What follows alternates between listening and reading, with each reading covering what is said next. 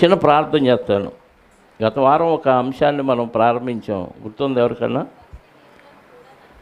దేవుడు భక్తిహీనులను కూడా తన పనికి వాడుకుంటాడు. అందులో రెండో భాగాన్ని మనం కొద్దిగా ఆలోచిద్దాం. ప్రార్థన. పరిశుద్ధుడు అయిన మా పరలోకపు తండ్రి, మహా ప్రేమ, కృప, కనికరము, జాలి కలిగిన మా గొప్పదేవ, ఎంతో శక్తి సామర్థ్యాలు కలిగిన మా కన్న తండ్రి, మీ మహాఘనమైన నామాన్ని బట్టి స్తోత్రాలు తండ్రి. భూమి మీది, భూమి మీద ఉన్న కృత్యములన్నీ మీవి. చివరికి మా దేహం మీది, మాకు ఇచ్చిన ఆరోగ్యం, ఆయుష్కాలం అంతా మీదే. మీ వల్లనే మేము ఈరోజు ఉనికి కలిగి ఉన్నాం, బ్రతుకుతున్నాము, చెల్లించుతున్నాం. మీ ఊపిరి తిరిగి మీ దగ్గరికి తీర్చుకుంటే మేము శవాలుగా మారిపోతాం. కానీ మా పట్ల కనికరం చూపి, దయ చూపి, మాలో ఊపిరుంచి ఇంకా మేము శ్వాస నిశ్వాసలు తీస్తూ భూమి మీద మీరిచ్చిన ఆహారం తింటూ బ్రతుకుతున్న ఉద్దేశాన్ని మేము ఎరగకపోతే మాకంటే దౌర్భాగ్యాలు ఎవరో ఉండరని వాక్యాన్ని బట్టి మాకు అర్థమైంది నాయన. ఇదిగో తండ్రి, ఈ సంఘాన్ని బలపరచండి. నామకార్థ భక్తులుగా తిరుగుతున్న రోజుల్లో విస్తారమైన దేవుని కార్యక్రమాలు చేసి ఎంతో ధనాన్ని దుర్వినియోగం చేశారు. సత్యవాక్యం వచ్చిన తర్వాత ధనాన్ని తీయలేకపోతున్నారు, కార్యక్రమాలు చేయలేకపోతున్నారు. తండ్రి, ఎన్నో విషయాల్లో వెనకబడిపోతున్నారు. విన్న వాక్యం నిర్వీర్యమైపోతుంది. అలాంటి బిడ్డలను జ్ఞాపకం చేసుకోండి. ఒక అడుగు ముందుకు వేసి మీ పట్ల, వాక్యం పట్ల, మీ కార్యక్రమాల పట్ల ఉత్సుకత చూపే విధంగా వారికి మారు మనసును దయచేయండి. వారు భక్తితో చేస్తే వారికి ప్రయోజనం, భక్తి లేకుండా చేస్తే వారికి నిష్ప్రయోజనం. కానీ కార్యక్రమాలు అయితే మీరు చేయిస్తారు, భక్తిహీనులను కూడా మీరు వాడుకుంటారని కొన్ని మాటలు మేము నేర్చుకోవటానికి సిద్ధపడుతూ ఉండగా సమయోచితమైన జ్ఞానాన్ని మీ ఆత్మ సహాయంతో నాకు అనుగ్రహించి మీ పిల్లలకు అర్థమగు రీతిలో వాక్యాన్ని వివరించగలిగే సామర్థ్యాన్ని ప్రసాదించమని మా రక్షకుడు నీ ప్రియకుమారుడైన యేసుక్రీస్తు వారి పరిశుద్ధ నామములో ప్రార్థించి అడిగి వేడుకొనిచున్నాను పరలోకపు తండ్రి. ఆమేన్. చేరువచ్చిన మీ అందరికీ క్రీస్తు నామంలో శుభాలు, వందనాలు. దేవుడు పాపాత్ములు కూడా వాడుకుంటాడంటే వాడుకుంటాడు. గత వారం మనం అబ్రహాము గారి విషయం ఆలోచించాం. అబ్రహాము గారి విషయంలో ఎంతోమంది అన్ని రాజుల్ని వాడుకున్నట్లుగా మనకు అర్థమైంది. ఈరోజు యోసేపు గారి గురించి ఆలోచిద్దాం. తెలుసు కదా, పాత నిబంధనలో యోసేపు గారు అన్నలందరూ తీసుకెళ్ళి అమ్మేస్తారు కదా, కొట్టి నీళ్ళలేని బావిలో పడేసి అతన్ని ఇష్మాయేలీలకు అమ్ముతారు. ఇష్మాయేలీలు అంటే ఆ రోజుల్లో ఇశ్రాయేలీలు కాదు కదా, అన్యులు. వాళ్ళకు అమ్ముతారు. వాళ్ళు తీసుకెళ్ళి మారుబేరానికి ఎక్కడ అమ్ముతారు? ఐగుప్తులో.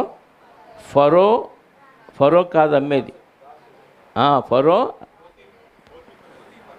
సైన్యాధిపతి, ఫరో యొక్క సైన్యాధిపతి అయిన పోతీఫెరకు అమ్ముతారు. పోతీఫర్ కొనుక్కుంటాడు. గతంలో కూడా చెప్పాను, మనుషుల్ని ఒక జంతువులాగా, ఒక పశువులాగా, ఒక వస్తువులాగా కొనుక్కొని వాళ్ళ ఇష్టానుసారంగా వాడతాడు. వీడు మనలాంటి మనిషే అనే ఉద్దేశం ఉండదు. మన ఒక వస్తువును కొనుక్కొని మన ఇష్టం అన్నట్టుగా దాన్ని ఎలా వాడతామో, మనుషులను కూడా కొనుక్కొని వాళ్ళని పని ఉన్నప్పుడు పని చేయించుకొని తర్వాత కట్టేస్తారు. వాళ్ళ ఇష్టం. ఆకలైనప్పుడు ఆహారం పెడతారు. జైల్లో ఖైదీల కంటే హీనంగా చూస్తారు. అలాంటి రోజులు అవి. ఒక మనిషిని కొనటం అంటే చూడండి, జీతానికి పుచ్చుకోవటం వేరు, కొనుక్కోవటం వేరు. వస్తువులాగా అనాథగా యోసేపు గారిని కొంటే కొనుక్కున్న వ్యక్తి ఇతన్ని బానిసగానే చూస్తాడు కదా. ఎవరైనా బానిసగా కొనుక్కున్నప్పుడు ఎలా చూస్తాడు? బానిసగానే చూస్తాడు, అంటరాని వాడిగా చూస్తాడు. వాడికి ఎంతవరకు ఉంచాలో అంతవరకు ఉంచుతారు. మన ఇంట్లో పని వాళ్ళని మన ఇంట్లో బెడ్ల మీద, మన ఇంట్లో అన్ని కార్యక్రమాల్లో పాల్గొనేటట్టు చేస్తామా? ఇంట్లో పని వాళ్ళని ఎంతవరకు ఉంచాలో అంతవరకు ఉంచుతారు. సహజంగా లోకస్తుల సంగతి చెప్తున్నాను. అలాంటిది ఒక బానిసను కొనుక్కుంటే ఎలా చూస్తారు? చాలా నీచంగా చూస్తారు. అలాంటి పరిస్థితుల్లో బానిస అయిన యోసేపు గారు భక్తి కలిగి ఉండటాన్ని బట్టి ఆ పోతీఫెర ఇల్లు ఆశీర్వదించబడింది. అంటే ఒక అన్యుణ్ణి దేవుడు ఒక భక్తుడిని బట్టి ఆశీర్వదించాడు. మీకు అర్థమైందా? ఒక అన్యుణ్ణి, మన భక్తిని, యోసేపు గారి భక్తిని బట్టి అన్యుణ్ణి ఆశీర్వదించాడు. అన్యుణ్ణి ఆశీర్వదించడం వల్ల అన్యుడికి, భక్తుడికి ఏమొచ్చింది అంటే, ఈ భక్తుడికి స్టేజ్ పెరిగింది, రేంజ్ పెరిగింది. ఇక బానిసగా చూడట్లేదు, ఇంట్లో మేనేజర్గా పెట్టేశాడు. చూడండి 39వ అధ్యాయం ఆదికాండం, ఒకసారి ఆదికాండం 39వ అధ్యాయం 1వ వచనం నుండి చదవండి. ఆదికాండం 39వ అధ్యాయం మొదటి నుంచి. యోసేపును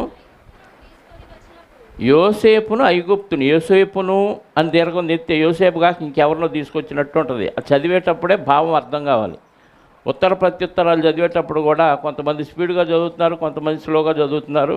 ఏదో కిసకిస అర్థం అవుతుంది తప్ప సరిగా వాక్యం అర్థం కావట్లా.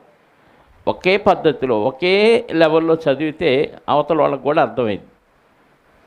అందుకని వాక్యం చదివేటప్పుడు అందులో భావం మనం చదివే ఆ ఉచ్చారణలోనే అర్థమైపోవాలి. యోసేపును అని దీర్ఘం తీసామనుకోండి, యోసేపు కాక ఇంకెవరో వచ్చారన్నట్టుగా ఉంటుంది. ఇప్పుడు చదవండి. యోసేపును ఐగుప్తునకు తీసుకొని వచ్చినప్పుడు ఫరో యొక్క ఉద్యోగస్తుడును అంటే ఇంకేదో ఉంది ఆయనకి, అట్లా సంరక్షక సేనాధిపత్యునైన పోతీఫరను ఒక ఐగుప్తీయుడు అక్కడికి అతన్ని తీసుకొని వచ్చి ఇష్మాయేలీయుల యొద్ద అతన్ని కొనెను. ఎక్కడ కొన్నాడు? ఇష్మాయేలీయుల యొద్ద కొన్నాడు. యెహోవా యోసేపునకు తోడయ్యుండెను గనుక యోసేపునకు యెహోవా ఎందుకు తోడయ్యుండెను చెప్పాలి. అందరికీ తోడై ఉండడు. యోసేపునకే ఎందుకు తోడై ఉండెను? యోసేపు దేవుణ్ణి యందు భయము భక్తి కలిగినవాడు. భయము భక్తి కలిగినవాడంటే ఏం చేయాలి? దేవుడు చెప్పినట్టుగా బతకాలి. పరిస్థితులు ఎప్పుడూ అనుకూలంగా ఉండవు, భక్తులకి ఎప్పుడూ అననుకూలంగానే ఉంటాయి. అననుకూలంగా ఉన్న భక్తిని కొనసాగించినోడు భక్తుడు. అప్పుడు దేవుడు తోడుంటాడు. నేను ఎందుకు చెడిపోయానంటే వాళ్ళు అలా చేశారు కాబట్టి నేను చెడిపోయాను. నేను ఎందుకు అరిశానంటే వాళ్ళు ఇలా చేశారు కాబట్టి నేను అరిశాను. ఎందుకు కరిశానంటే వాళ్ళు ఇలా చేశారు కాబట్టి కరిశాను. కుక్కకే నీకు తేడా ఏముంది కదా? భక్తులకి భక్తిహీనులకు ఉన్న వ్యత్యాసం ఏంటంటే పరిస్థితులు ఎప్పుడు అనుకూలంగా ఉండవు. అననుకూలంగా ఉన్న కంట్రోల్లో ఉండి చెడు చేయకుండా ఉన్నవాడే భక్తుడు. ఇప్పుడు యోసేపు గారిని అన్నలమ్మేశారు కదా, యోసేపు గారి మైండ్ సెట్ ఎలా ఉండాలి చెప్పాలి. ఈ కూలి పని చేసినా, ఈ బానిసగా నన్ను అమ్మేసినా, వీళ్ళ దగ్గర బాగా డబ్బు సంపాదించి డబ్బంతా కూడబెట్టి తీసుకెళ్ళిపోయి అన్నల మీద ఏం చేయాలనుకోవాలి? ప్రతీకారం. ఒక్కొక్కరి సంగతి తేల్చాలి. నన్ను ఎక్కడికి తీసుకెళ్ళారో, ఎక్కడ ఎలా కొట్టారో, ఏ బావిలో పడేశారో వీళ్ళను కూడా ఒక్కొక్కరిని అలాగే కొట్టి అదే బావిలో పడేయాలని ప్రతీకార వాంఛ కావాలి. కానీ యోసేపులో ఏముందంటే భక్తి ఉంది. భక్తి ఉంటే ఎవరి మీద ద్వేషం ఉండదు, అందరినీ క్షమించేశాడు. దేవుని యేళ్ళ భయభక్తులు కలిగి ఉన్నాడు కాబట్టి దేవుడు అతనికి తోడై ఉండదు. దేవుడు అతనికి అంటే దేవుడు మనకు తోడై ఉండాలంటే మనం ఏం చేయాలంటే వాక్యానుసారంగా నడవాలి. వాక్యానుసారంగా నడవకుండా దేవుడు మాకు అది చేయాలి, ఇది చేయాలి, దాని గురించి ప్రార్థన చేయండి, దీని గురించి ప్రార్థన, దేవుడే నిన్ను విడిచిపెడితే నేను ప్రార్థన చేస్తే ఏమి వచ్చిద్దేమన్నా? దేవుడు వదిలేస్తే నీ పరిస్థితి భయంకరం అయిపోద్ది. ఇప్పుడే చదివాం హెబ్రీ పత్రిక కదా 13:17. ఏమి? కాపరి దుఃఖముతో పని చేసిన ఎళ్ళ మీకు ప్రయోజనం ఉండదు. కాపరే దుఃఖపడితే ప్రయోజనం నిలబడు, దేవుడు దుఃఖపడితే అస్సలు ప్రయోజనం ఉండదు. తాత్కాలిక ప్రయోజనం ఉన్నట్టుగా కనపడింది కానీ ఎప్పుడో కొడతాడు దెబ్బ, అప్పుడు కోలుకోలేవు తెలుసా. మనుషులు కొడితే కోలుకుంటాము, దేవుడు కొడితే ఇంకెళ్ళి కోలుకోవటానికి అవకాశం లేదు. మనసాన పడి పశ్చాత్తాపడిన ప్రయోజనం ఉండదు. ఎందుకంటే క్రియలు చేయగలిగినప్పుడే దేవుడికి ఉపయోగపడాలి. మనసాన పడిన తర్వాత ప్రభువా క్షమించంటే ఉపయోగం ఉంది. నీ వలన దేవుడికి ఏమన్నా లాభమా, ఉపయోగమా? కాళ్ళు చేతులు అవయవాలు ఉన్నప్పుడల్లా పరుగులు తీసి ఇష్టానుసారంగా జీవిస్తే, రేపు దేవుడు దెబ్బ కొట్టి మనసాన పడేసాడు అనుకో, క్షణం చాలండి దేవుడు కొట్టడానికి. పెద్ద పెద్ద రోజులు సంవత్సరాలు అవసరం లేదు. వెళ్తా ఎవడో తాగొచ్చి నీ గుద్దెత్తే చాలు, నువ్వు కరెక్ట్గానే వెళతావు. ఇంట్లో ఫ్యాన్ ఊడి తలకాయ బద్దలైతే చాలు, ఎప్పుడు ఏదైనా జరగవచ్చు. అది దేవుడు కొడితే కోలుకోలేవు. కాబట్టి బతికుండగానే, ఆరోగ్యం ఉండగానే, అవయవాలు ఉండగానే యోసేపు గారి పరిస్థితులు బాగాలేదు, దిక్కుమాలినోడుగా ఉన్నాడు. అలాంటి దిక్కుమాలినోడుగా, అనాథగా, ఒక బానిసగా అమ్మబడిన యోసేపు గారు ఎక్కడున్నాడు?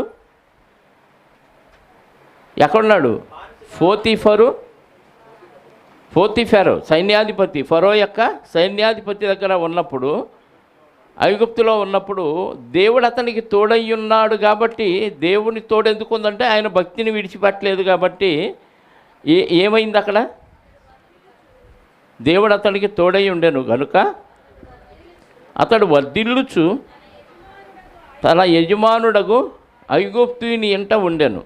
యెహోవా అతనికి తోడై ఉండెననియు, అతడు చేసినదంతయు అతని చేతిలో యెహోవా సఫలము చేశాననియు అతని యజమానుడు చూచినప్పుడు, నాకు దేవుడు తోడున్నాడు, నేను దేవుని బిడ్డని, దేవుడు నన్ను ఆశీర్వదించాడని చెప్పుకున్నాడు యోసేపు గారు. మరి ఎలా అర్థమైంది అంటే ఆయన భక్తిని బట్టి, ఈయన వచ్చిన కాడి నుంచి చూస్తున్నాను ఈయన ఏం చేసినా సక్సెస్ అయిపోతుంది అని అతనికి అర్థమైంది. ఎందుకు సక్సెస్ అయిందంటే వీళ్ళ దేవుడు గొప్పడు, యోసేపు గారు నమ్ముకున్న దేవుడు గొప్పడు. అంటే భక్తిని విడిచిపెట్టలేదా? భక్తిని ఆ ఫరో ముందు, పోతీఫర ముందు కొనసాగిస్తున్నాడా యోసేపు గారు? చెప్పాలి. అతను తెలుసుకొని అన్నాడు. ఎలా తెలుసుకున్నాడంటే యోసేపు గారి ప్రవర్తన, యోసేపు గారి ప్రార్థన, యోసేపు గారి క్రియలు, చెడు చేయకపోవటం, మంచి చేయటం, యథార్థంగా ఉండటం, ఎవరిని ఏమనకపోవటం, నీతిగా ప్రవర్తించటం, భక్తిగా ప్రార్థన చేసుకోవటం, ఇవన్నీ చూసి ఓహో దేవుడు ఇతనికి తోడై ఉన్నాడని ఎవరు గ్రహించారు? యజమానుడు, కొనుక్కున్న యజమానుడు, బానిసగా కొనుక్కున్న యజమానుడు. ఈయన ఏం చెప్పకుండానే సాక్ష్యాన్ని బట్టి గ్రహించాడు.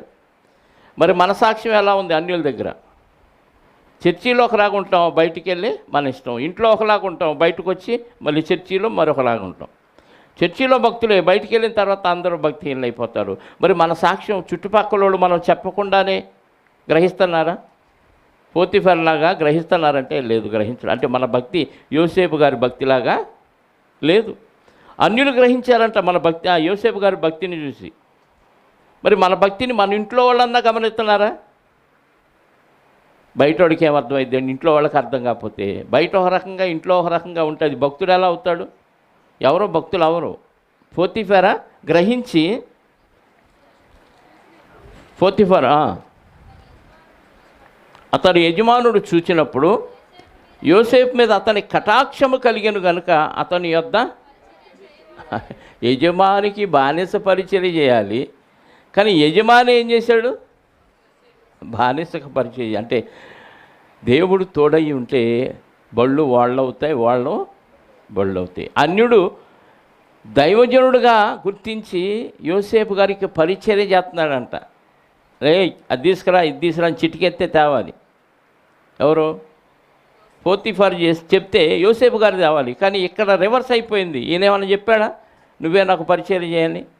ఈ భక్తి ఆయన ఏం చేసింది? మార్చేసింది. నువ్వు మామూలుడు కదయ్యా, మహానుభావుడివి, నీ దేవుడు చాలా గొప్పడు, నువ్వు పట్టిందల్లా బంగారం అయిపోతుంది, నువ్వు ఎక్కడికి వెళ్ళినా అన్నీ సక్సెస్ అయిపోతుంది, ఎంత భక్తి నీది, నీలాంటి భక్తుడు నా దగ్గర ఉండటం నా జన్మ సుకృతం అని ఆయనకి పాదాభివందనం చేసే పరిస్థితిలోకి వెళ్ళిపోయాడు పోతీఫర్. ఒక అన్యుడిని కూడా భక్తుడికి లోపరుస్తాడా దేవుడు అంటే? ఇదిగో లోపరిచినట్టు మనకు కనపడుతుందండి. ఆయన చెప్పకుండానే ఈయన భక్తుడని గ్రహించాడు. ఆయన చెప్పకుండానే దేవుడు ఇతన్ని ఆశీర్వదించాడని గ్రహించాడు. అతను అడగకుండానే పోతీఫరే ఇతనికి పరిచర్య చేయువాడయ్యాడు. ఇంకా ఏం చేస్తున్నాడు? మరియు అతడు తన ఇంటి మీద విచారణకర్తగా అతన్ని నియమించి తనకు కలిగినదంతయు అతని చేతికి పోస్ట్ ఇంకా పెరిగింది. పరిచర్య చేయటం మాత్రమే కాక ఏం చేశాడు? ఇంటి మీద మేనేజర్గా కదా, అన్నీ నువ్వే చూసుకో, అన్నీ నువ్వే ఏమంటే బానిసకి ఇంటి పెత్తనం వేయటం ఏంటి? పైగా దేవుని బిడ్డ అంటే అన్యుడు బానిసగా ఉన్న వ్యక్తికి ఇంటి పెత్తనం మొత్తం ఇచ్చాడు, కాంతం అయ్యాడు, పరిచర్య చేసే విధంగా మారాడంటే భక్తి ఒక అన్యుడిని ఏం చేసింది? మార్చేసింది. భక్తి అన్యుడిని మార్చేసింది. మరి మన భక్తి ఎవరినైనా మారుతుందా? ఆయన చెప్పకుండానే మారాడు ఆయన. మనం చెప్పినా మారలేదంటే మనం చెప్పేది ఒకటి, కనపడేది ఒకటి, మనం చెప్పేది ఒకటి, చేసేది ఒకటి. అందుకే ఎవడు మారడం? వాళ్ళే మారిన వాళ్ళే సరిగా లేరు, నేను మారేది ఎందుకు ఇంకా అంటున్నారు చాలామంది. అంటే మారి యోసేపు గారిలా భక్తిని ఉంటే అన్యుడు సైతం మారతాడంటే మారతాడు. అలా మార్చేసి మేనేజర్ పోస్ట్ ఇచ్చేశాడు.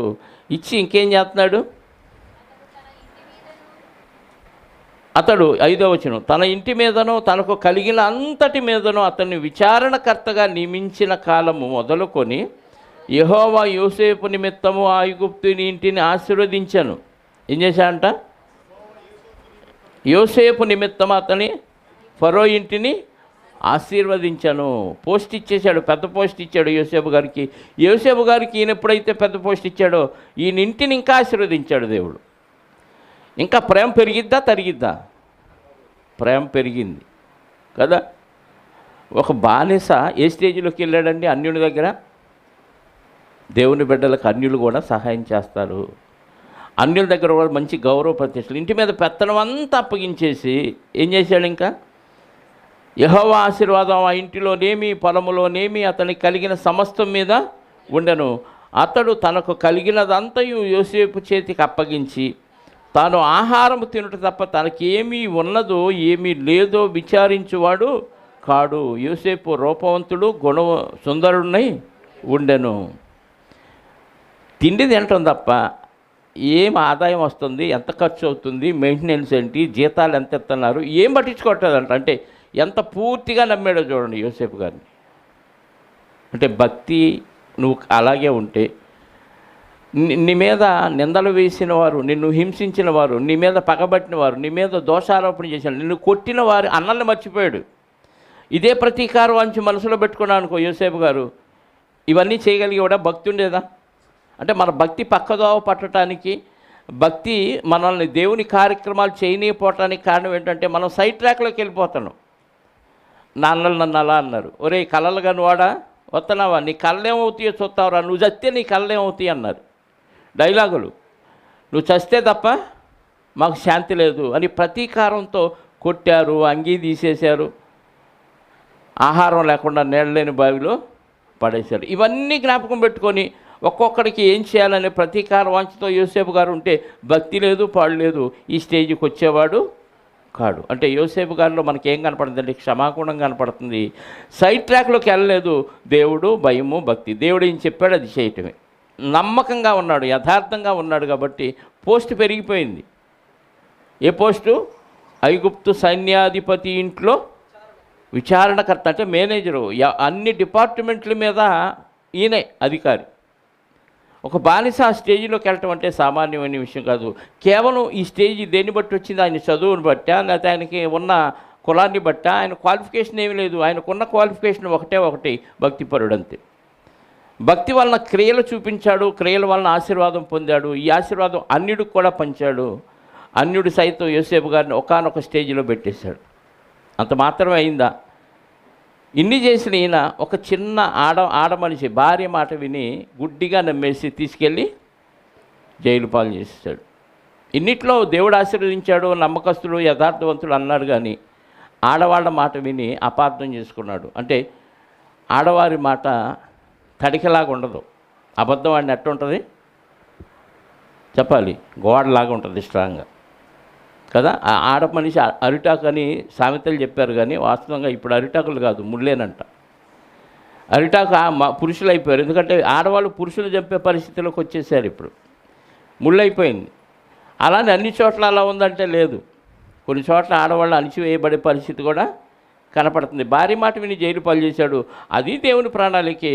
జైలు పాలు చేసినందుకు ఇప్పుడు పోతీఫర్ భార్య మీద ఏం చేయాలి? యోసేపు గారు పగబెట్టుకోవాలి.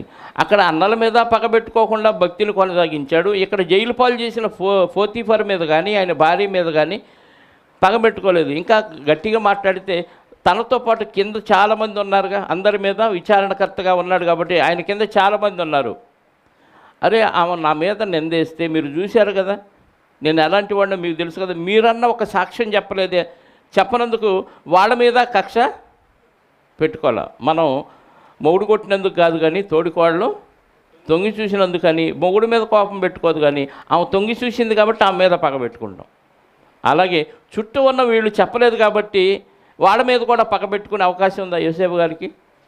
పోతీఫర్ మీద పెట్టుకోవచ్చు, ఆయన భార్య మీద పెట్టుకోవాలి, తర్వాత తన కింద ఉన్న పనివారి మీద కూడా పెట్టుకోవాలి. నేను జైలు నుంచి తిరిగి రాని ఒక్కొక్కటి సంగతి తేలుతాను ఇదే ఆలోచనతో జైల్లో ఉన్నాడు అనుకో, ఇంకా భక్తి లేదు, పాడు లేదు. అంటే నీ భక్తి సైడ్ ట్రాక్లోకి వెళ్లకుండా భక్తిని అలాగే కొనసాగిస్తే రేంజ్ పెరుగుతూ ఉంటుంది. ఇది యోసేపు గారిలో మనం నేర్చుకోవాలి. పైగా భక్తుల మధ్య రేంజ్ పెరగటం కాదు, భక్తిహీనుల మధ్య, పాపాత్ముల మధ్య రేంజ్ పెరిగింది. పోతీఫరు అన్యుడు కదా, ఇశ్రాయేలీయుడు కాడు. కాబట్టి అన్యుడి దగ్గర ఇక్కడ రేంజ్ పెరిగింది. అక్కడి నుంచి జైలుకి వెళ్ళాడు. జైల్లో కూడా నమ్మకంగా ఉన్నాడు. జైలు అధికారి కూడా ఈయనకి తాళాలు ఇచ్చేశాడు. దొంగ చేతికి తాళాలు ఇయటం అంటే మనం విన్నాం, ఇక్కడ చూసాం. జైలు అధికారి ఏం చేశాడు? తాళాలు ఇచ్చేసాడండి. నమ్మకంగా ఉన్నాడు. 2 ఏళ్ళు జైల్లో ఉన్నాడండి. ఆ తర్వాత అక్కడ కొంతమంది రాజుగారి దగ్గర పనిచేసేవాళ్ళు ఆ జైలుకి రావటం, వాళ్ళు ఒక్కరోజు కళలు కంటం, ఆ కళల భావాన్ని ఎవరు చెప్పలేక దిగాలుగా వాళ్ళు మొహాలు పెట్టుకుంటే ఆ కళల భావాన్ని యోసేపు గారు చెప్పటం, ఆయన చెప్పిన రీతిగా కళలు భావాన్ని ఏం చెప్పాడో అది వాళ్ళకి జరగటం. ఒక ఆయనేమో శిరఛేదనం చేయబడి కోట గుమ్మానికి వేలాడీయటం, ఇంకొక ఆయనకేమో తిరిగి ఆయన పోస్టు ఆయనకి ఇవ్వటం. ఒకానొక రోజు రాజుగారికి కళ రావటం, రాజుగారి కళ భావం చెప్పగలిగిన వాళ్ళు ఎవరు లేకపోతే అప్పుడు ఈ జైల్లో నుంచి వెళ్ళి పోస్టు సంపాదించిన పానదాయకుల అధిపతి, అయ్యో నాకు మర్చిపోయాను, నేను జైల్లో ఉన్నప్పుడు నాకు కూడా కళ వచ్చింది, కళ భావాన్ని ఎవరు చెప్పలేకపోతే ఒక ఆయన చెప్పాడు, ఆయన ఇప్పుడు ఉన్నాడా జైలు అంటే ఉన్నాడు అనగానే వెంటనే రాజుగారు అతన్ని పిలిపించాడు. మంచి వస్త్రాలు దొరికించి నువ్వేనా కళ్ళ భావం చెప్పేదంటే అవును నేనే అన్నాడు. అయితే నా వల్ల కాదు, పరలోకం ఉందన్న దేవుడే చెప్తాడని కళ్ళ భావాన్ని చెప్పాడు. వెంటనే రాజుగారికి అర్థమైంది, నువ్వు మామూలుడి కాదు, దేవుని ఆత్మ కలిగిన వాడివి అని చెప్పేసి రాజుగారు కూడా పోస్ట్ ఇచ్చారు. 41వ అధ్యాయంలో ఆ మాటలు ఉంటాయి చూడండి. ఆదికాండం 41వ అధ్యాయము 39 నుంచి చూద్దాం. ఆదికాండం 41వ అధ్యాయం 39 నుంచి చదవండి. మరియు ఫరో, దేవుడు ఇదంతయు నీకు తెలియపరిచను గనుక నీవలే వివేక జ్ఞానములు కలవారు ఎవరూ లేరు, నీవు నా ఇంటికి అధికారువై ఉండవలను, నా ప్రజలందరూ నీకు విధేయులయ్యుందురు, సింహాసనం విషయంలో మాత్రమే నేను నీకంటే పెద్దవాడినై ఉందునని యోసేపుతో చెప్పాను. ఏం చెప్పాడు? నా ఇంటి మీద అధికారి, ఏది రాజుగారి ఇంటి మీద ఎవరు అధికారి? ఖైదీ ఇక్కడ కదా, ఖైదీ అధికార. అక్కడేమో బానిస ఫరో ఇంటి మీద అధికారి అయ్యాడు. బానిసగా ఉన్నప్పుడు బానిస కాస్త ఖైదీ అయ్యాడు. ఖైదీ ఇప్పుడు ఏమయ్యాడు? ఐగుప్తును పరిపాలిస్తున్న రాజు ఇంటి మీద అధికారి, ప్రజలందరి మీద అధికారి. సింహాసనం మాత్రమే నేను రాజుని, మిగతా పెత్తనం అంతా నీదే అన్నాడు. అక్కడ జైలు అధికారి దొంగ చేతికి తాళాలు ఇచ్చాడు. వీళ్ళందరూ భక్తిహీనులే. పోతీఫర్ భక్తిహీనుడే, ఫరో భక్తిహీనుడే, జైలు అధికారి భక్తిహీనుడే. ఇంతమంది భక్తిహీనులు ఒక భక్తుని గుర్తించి భక్తిహీనుల వలన దేవుడు భక్తునికి ఏ స్టేజ్ ఇచ్చాడు? మన పాఠం పేరేంది? దేవుడు తన పనికి భక్తిహీనులను కూడా పాపాత్ములను కూడా వాడుకుంటాడంటే వాడుకున్నాడు. మరి అక్కడ పోస్ట్ ఇచ్చాడు. ఎంత గొప్ప పోస్ట్ అది! 41. సింహాసనం విషయంలో మాత్రమే నేను నీకంటే పెద్దవాడినై ఉందునని యోసేపుతో చెప్పాను. మరియు ఫరో, చూడుము, ఐగుప్తు దేశం అంతటి మీద నిన్ను నియమించి ఉన్నానని యోసేపుతో చెప్పాను. మరియు ఫరో తన చేతినున్న తన ఉంగరమును తీసి యోసేపు చేతికి పెట్టి సన్నపు నార వస్త్రములు అతనికి తొడిగించి అతని మెడకు బంగారు గొలుసు వేసి తన 2వ రథం మీద అతన్ని ఎక్కించాను. అప్పుడు వందనము చేయుడని అతని ముందర జనులు కేకలు వేసిరి. అట్లు ఐగుప్తు దేశం అంతటి మీద అతన్ని నియమించను. మరియు ఫరో యోసేపుతో, ఫరోను నేనే అయినను నీ సెలవు లేక ఐగుప్తు దేశం అందంతటా ఏ మనుష్యుడును తన చేతినైనను కాలినైనను ఎత్తకూడదని చెప్పాను. ఫరో యోసేపునకు జత్మత్మనేహు అనే పేరు పెట్టి అతనికి ఓను యొక్క యాజకుడైన పోతీఫెర కుమార్తెకు అసెనెతును ఇచ్చి పెళ్లి చేశాను. పెళ్లి కూడా ఆయనే చేశాడు. అంటే చెయ్యి కాలు ఆడకూడదంటే నీ పర్మిషన్ లేకుండా చీమ చిట్టుకోమనకూడదు. ఈ ఎక్కడ ఐగుప్తు దేశం, ఎక్కడ బానిస, ఎక్కడి నుంచి వచ్చాడు, ఎక్కడ అన్ని జనుల మధ్య ఏ స్టేజ్లో ఉన్నాడండి? పాపాత్ముల్ని దేవుడు తన పరిచర్యకు భక్తుని కోసం వాడుకున్నాడు. మన భక్తి ఉంటే మనం ఎక్కడికి వెళ్ళినా చాలామంది అవుతాం. మన భక్తి సరిగ్గా లేకపోతే అందరితో సమస్యలే. ఎవరేమన్నా చీమ చిట్టుకోమన్నా అలుగుతాము, తిడతాము, బాధపడిపోతాం. నేను చెప్పాను, నాకు ఎలాంటి అనారోగ్యం లేదు. ఎవరైనా వాక్యానికి అవిధేయులైతే వాళ్ళ గురించి ఆలోచించి నేను బాధపడతాను. సంఘం పాడైపోతే ఇంకెంత బాధ ఉంటుంది చెప్పండి. బాగున్న వాళ్ళు బాగోకుండా నిర్లక్ష్యంగా ఉండటమో, అన్ని కార్యక్రమాలకు రాలేకపోవటమో, లేటుగా రావటమో, ఈ ఏటిలో పాలు పంపులు లేకుండా అలా సొంత పనులు చేసుకుంటున్నారనుకోండి, బాధేసిద్ది నాకు. ఏమైపోయింది, విన్న వాక్యం ఏమైపోయింది అని బాధేసిద్ది. మళ్ళీ వాళ్ళు సరిగ్గా వస్తే సంతోషం. భక్తులకి సమస్యలు భక్తిలో ఉండటాన్ని బట్టి రావాలి, కానీ భక్తికి దూరమై తెచ్చుకున్న సమస్యల వల్ల మీకు ఎలాంటి ప్రయోజనం లేదు, మీకు నిత్య జీవానికి అస్సలు ఉపయోగం లేదు. అదే దేవుళ్ళు ఉండటం వల్ల సమస్యలు వచ్చినాయనుకో, ఆ సమస్యలో కూడా మనకు సంతోషం వచ్చింది, ఆనందం. అది సమస్యగా అనిపించదు. ఒకవేళ సమస్యగా అనిపించిన అందులో సంతోషం ఉంటుంది. నేను దేవుని కోసం బాధపడుతున్నాను, దేవుని పరిచర్య కోసం శ్రమ పడుతున్నాను, కాబట్టి దేవుడు నాకు నిత్య జీవం ఇస్తాడనే సంతోషం. కాబట్టి పాపాత్ములు కూడా భక్తుల కోసం దేవుడు వాడుకుంటాడు.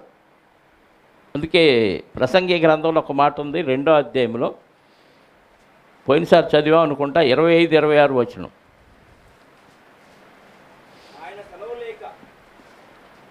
ప్రసంగి గ్రంథం 2వ అధ్యాయము 25-26. ఆయన సెలవు లేక భోజనము చేసి సంతోషించుట ఎవరికి సాధ్యము? ఏలయనగా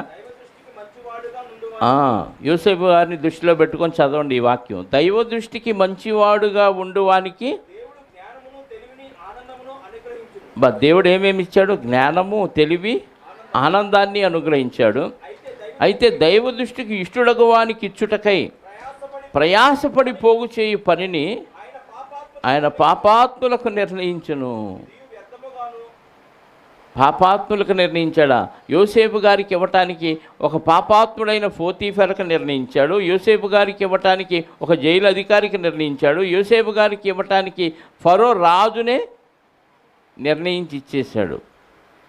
భక్తిహీనులు, పాపాత్ములకి, భక్తులకి సేవ చేయటానికి నియమించాడు.